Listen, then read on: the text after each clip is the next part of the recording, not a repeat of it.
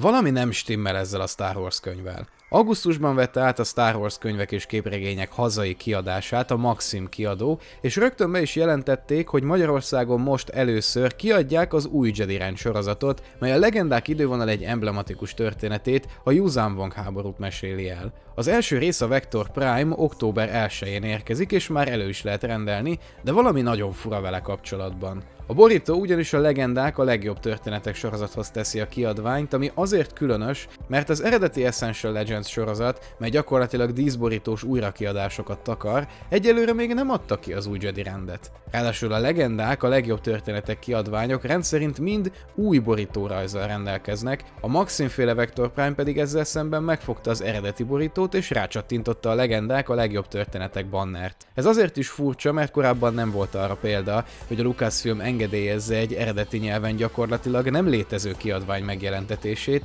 ráadásul a Maxim sajtómegkeresésekre sem reagál egyelőre, arra hivatkozva a potenciális partnerek listáját jelenleg a jogtulajdonos Disney ellenőrzi. Tehát még kérdésekre sem válaszolhatnak ellenőrzés nélkül. Persze benne lehet a pakliban, hogy a szerkesztő összezavarodott, hiszen úgymond valódi Essential Legends kiadások is megjelennek a kiadónál, mint például az X-Wing kötetek, és az sem elképzelhetetlen, hogy ez a borító egyelőre csak egy placeholder. A megjelenés október 1-ére várható, ahogy mondtam, legkésőbb akkor kiderül, hogy miről van szó, bár ha tényleg ezzel a borítóval jelenik meg, az csak további kérdéseket vet fel, amire jó lenne, hogyha idővel lassan a kiadó is válaszolna.